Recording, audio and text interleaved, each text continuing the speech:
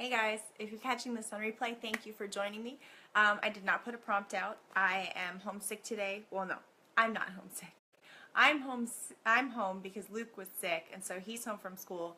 And the Ryan's napping. He's watching TV. Work email's quiet. So I thought I'd hop online and share with you what John and I are currently going through. Nothing bad. It's just we're sick of the grind and trying to make changes. So if you've been a follower of my blog, let's see, Luke is 4, so it was about 3.5 years ago. I had worked on a budgeting series. John and I had just sold our condo that we owned. We bought right after we got married. We were renting a place and trying to figure out what we were going to do because we had 2 kids now and we needed to find a bigger house, but we needed to kind of get on track with things. So I had originally bought a Dave Ramsey book years before that, called Total Money Makeover. I think I bought it on a whim at Costco or something and was really intrigued by the whole philosophy. I remembered reading it after we purchased our first condo, and so that was around 2009, and telling John, like, oh wow, we should really do this. We had worked on getting out of debt. No, it must have been earlier than that. We worked on getting out of debt before we got married. John had some credit cards, and we were not in a spot to be able to really pay it off, and we didn't really know what to do. So that is when I think I found the book. So it must have been 2007-ish. And we worked really hard. We did the snowball method. We got rid of his debt, and it was fantastic. And like every good out-of-debtor person, you're like, I'm never doing that again. Then life happens. And so after we sold our condo, we were blank slate, but we wanted to make sure that we were mindful because we had Aubrey starting preschool. We had Luke in diapers. We had this increase in rent because we went from selling our condo to renting and paying somebody else's mortgage. So I had come up with this whole worksheet, and with everything with budgets that I had been kind of finding online, you can't just sit down and be like, I'm going to make a budget. It's overwhelming. It's kind of difficult to just bite that off and do it. So it was tracking where you were spending your money every month, and then that way you could identify areas that you could cut back on. So the worksheet that I made, I still actually have,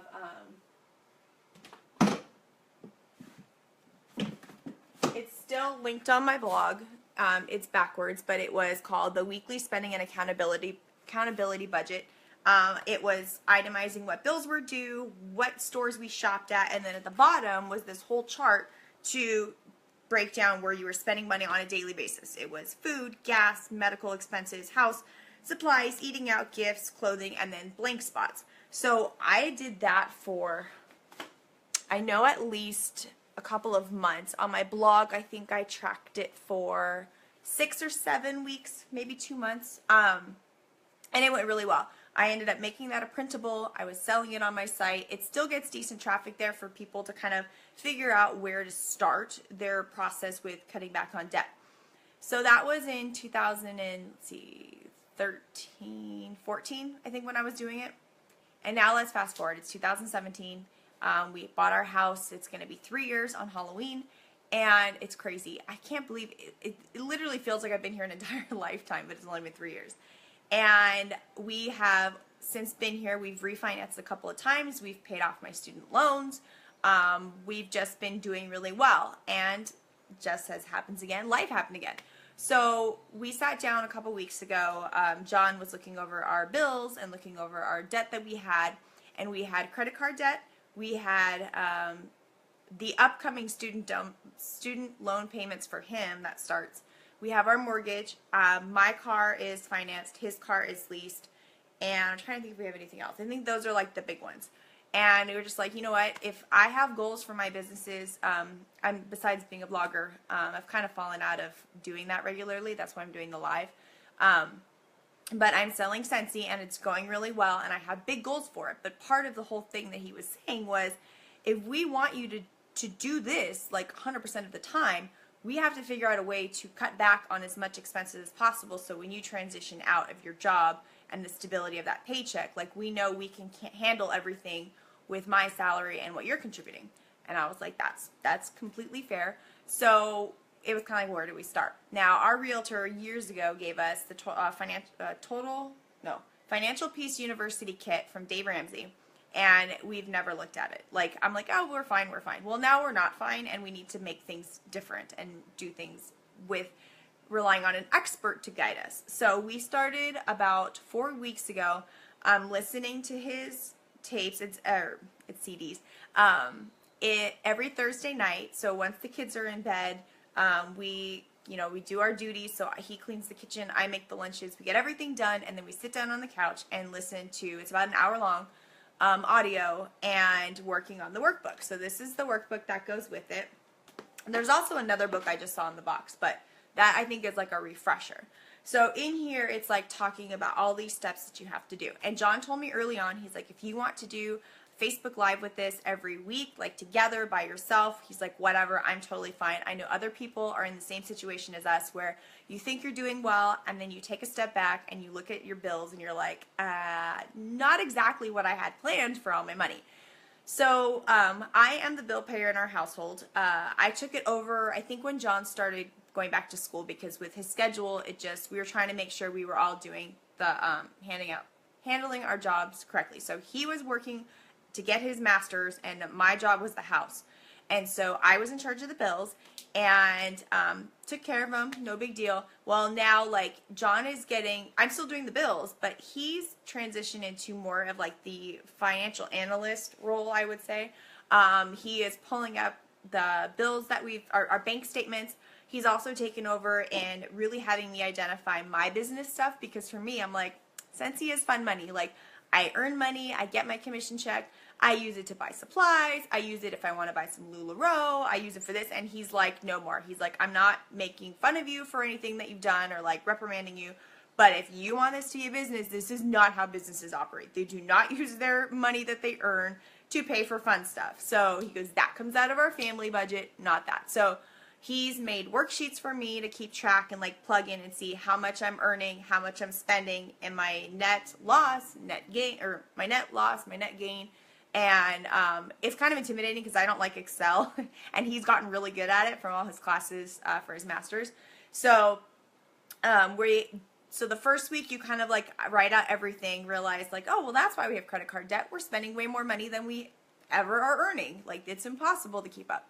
So we've done a huge drastic thing. We've changed up our mortgage. Before, we were on a 15-year mortgage, and it was great. We were going to pay it off like when the kids started college. But it's just right now that's not feasible for us, because what good is doing that huge accomplishment when you're having credit card debt? Like, that's not cohesive. That's not the point. So we're currently refinancing to go back to a 30-year loan, and it's great because neither one of us have put blame on each other. We both got ourselves into this. We're both responsible for this, and we're both going to work together to get it out. So we close escrow on that, I think Friday. Yeah, the 13th.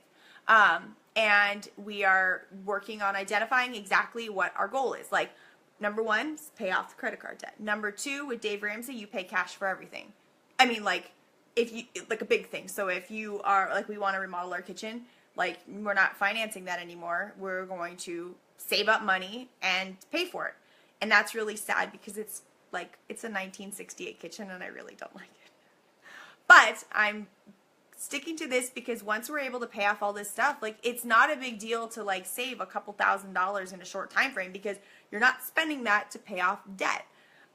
So I'm going to be coming on here every now and then. It's not easy. Like, I stress out right before we start doing the videos. When he brings up the Excel sheets and starts going over things, like, my eyes glaze over. It's a very a pressure point for me. I don't like it, but I know we have to do it. So I'm curious if anyone's ever used Dave Ramsey, heard of Dave Ramsey. There's a couple other financial people. There's I know Susie Orman. I read one of her books before too. But I think the reason why we resonate the most with Dave Ramsey is that everything that he preaches is based hugely on biblical truths about, you know, and in his teachings he references different scriptures too. So that's really important for us because we want to do everything according to that. We are Christian. It is a huge part of our lives. And that's also part of our budgeting, is being able to give back to our church. I have big goals that I want to give out give back beyond just that and help the families at our church that need extra assistance. And I know that that's one of my big goals for Scentsy. Like, I want to be able to earn to help women if they want to join me, but if not, to be able to find a way to contribute back to help them, because everyone needs help. My mom was a single mom, and she did a great job with us. We had help from my dad, but it was still tough. Like, I mean, it's just, there's so much stuff that comes up. Raising kids now, like, when you only have this much money and you have to, like, figure out the best way to make it work, like, it's hard. And sometimes things happen, and sometimes you have to ignore stuff, and you can't do things. And we're trying to teach our kids now, like, you don't just get, like, even though we make money, like, we're not just going to go and do whatever we want. And it's been a little challenging with Aubrey. She's just, oh, my mom's joining me. Thanks. I was just talking about you, Mom. Not in a bad way. But Aubrey's, like, really wanted to do all these things. They have a carnival next week, and John and I are going to be out of town. And she's, like, all butthurt over it because she can't go. And she's like, well, you know, it's not a big, she's like, why can't we just go? I'm like, a couple things. Number one, it's money. You have to pay to go. You have to do rides and do food and stuff. And that's not, we're not spending all that money just for you to do that. Number two, we're not going to be here to take you. And we had a friend offer to take them, but I'm like, no, you know, we're making choices, and we have the kids doing chores, but they're not called allowances. It's called commissions. So you do, like, you know, when you have commission, if you kind of work harder and like for recruiting, because I deal with recruiters. If you are working hard to place somebody and you recruit them and they start and you're gaining money, but then if you get lazy and you don't work any harder to get anything else, you just get that minimum. But if you keep doing more things, adding more people to your team, adding more, you know, placing more people and getting a higher commission base, you earn more money. So we're kind of transitioning that for the kids. So they have their basic stuff that they are learning to do. But now, like, if we offer them to do something extra above and beyond, and they have to learn how to do it, then they can earn a commission. So the other day, we had them help us clean the windows. They did not do a very good job, but that's not the point. They did it. And so they each got money. They each got to put it in their special piggy bank.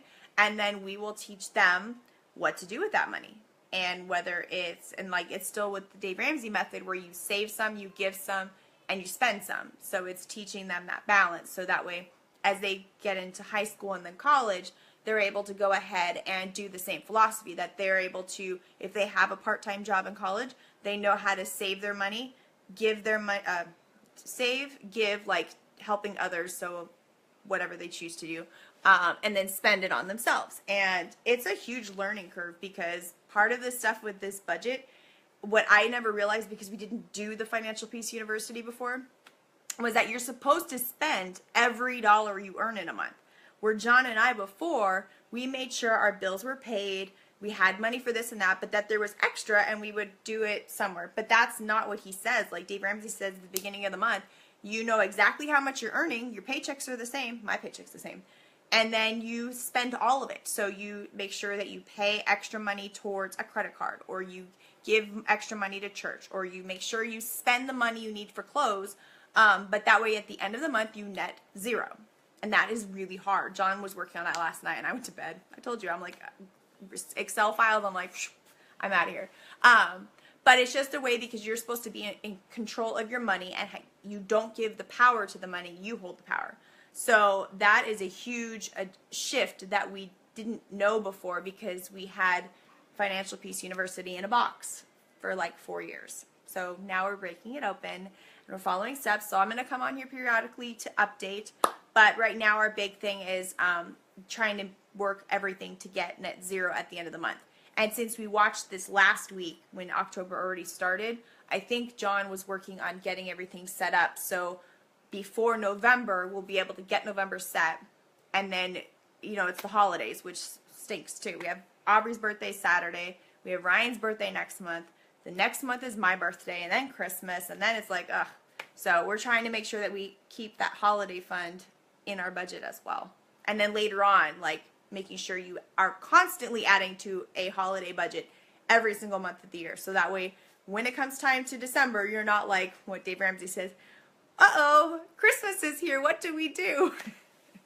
It's the same day every year, but for some reason, John and I are at the very end of the year like, oh, we got to do that. So anyways, Thanks for stopping in. And I'm going to link to Financial Peace University I'm going to update the description here. So if you want to check it out, you can on Amazon and get started on your way. So that way you can get motivated as well. And, oh, also, follow him on Instagram. I just started following him like last week. And I love it because he does Instagram stories and actual posts. But on his stories, he shares couples that have paid off their debt. One couple, I mean, obviously they were working really hard. They paid off, I think it said $80,000 in 13 months. That is mind-blowing. Like, I can't imagine that. But I know we will get there. It's just going to take time. So anyways, thank you.